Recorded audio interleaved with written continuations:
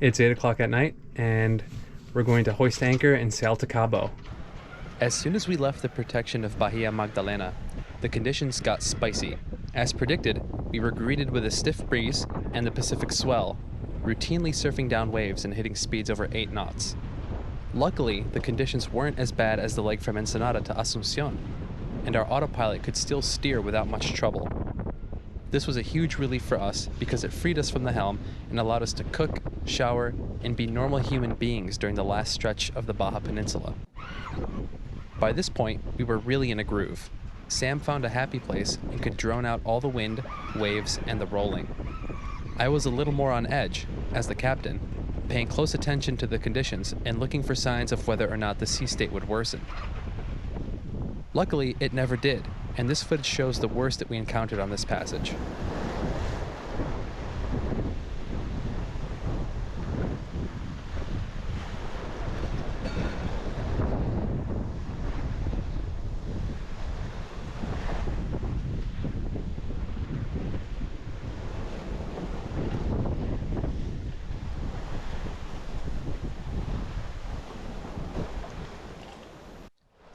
Later, the conditions abated and we reached Cabo Falso after 2 days of sailing.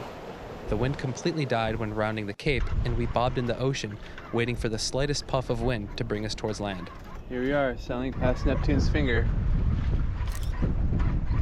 We actually didn't film anything from Cabo because we were busy resupplying, but if you're curious, here's what $100 in groceries from Walmart gets you in Cabo. Quite a lot of stuff. A lot of repeats, several things of ham, several things of cheese, eggs, fruit, a ton of beans, French bread, tomatoes. Yeah, we got everything. What a nice haul. We lingered in Cabo long enough to enjoy the views and make some friends. To be honest, we were very eager to round the peninsula and enter into the Sea of Cortez. So after a few days in port, and with our despacho papers in hand, we weighed anchor and plotted a course for Los Frailes. This is too cool. We can see whales breaching on the horizon, but we can hear them through the hull, and they're just singing. They're going. I can hear it. I can hear it standing right here. I hope the GoPro picks that up. Oh, that's too cool. That is so cool.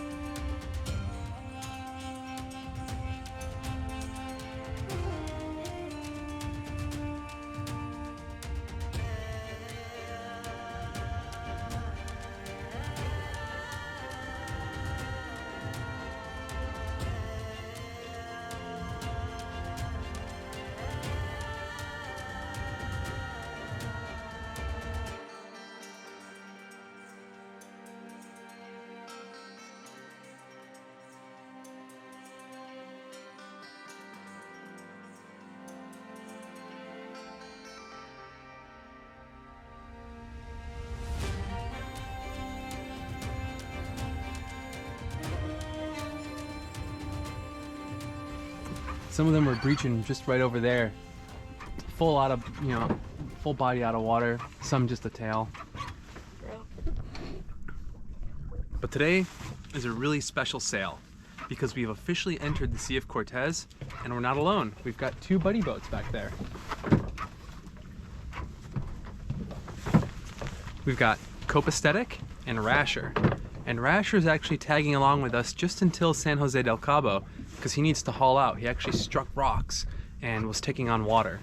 So he did a quick repair job, but he needs to haul out and do it a little better. So he's tagging along with us for the extra safety in case something goes wrong. He's got peeps looking out for him. Copacetic has joined us for the journey to Frailes and Muertos in search of good snorkeling and hard corals. But little did either of us know, only one boat would survive the journey to Frailes. Once we rounded the Cabo Peninsula here and entered the Sea of Cortez, we were blasted with about 30 knots of wind. It was very steep waves. That's as far as we got until the prevailing northerly winds that were smashing into us caused us to heel and rock and roll so bad that we had a major equipment failure on board and we had to turn around. So now we're anchored here in Cabo, and let me show you what happened. So that is our holding tank, and this is the shelf that holds the holding tank into the hull. The holding tank slides in and we strap it to this board so that the holding tank can't separate from this. And then there's 3 feet, 1, 2, 3, so it's a tripod, and those are epoxied into this board, and then it's also glued into the hull with thickened epoxy on this side and tabbed in. And all of those connections ripped apart when we heeled probably 45 to 50 degrees, and the weight of the holding tank was pulling in that direction like this. I designed this with compression in mind, right? It's very strong. If you put weight on the board this way, all of the weight gets transmitted to the hull via these stilts and everything's great. But I never designed it for tension. And you can see it actually pulled apart the plywood. So let me show you what the other side of that looks like here. So the actual epoxy held up strong. The weakest point was the actual plywood. This just pulled right apart. And now I gotta try and manage a repair for this. I got super lucky, and Cabo San Lucas actually has a DuPont reseller where I sourced polyester resin, and a Home Depot where I was able to get plywood and have it cut down to small boards. I took some measurements of the hull and designed what the next box was going to look like, and also designed some brackets that I 3D printed to assist holding all the plywood together.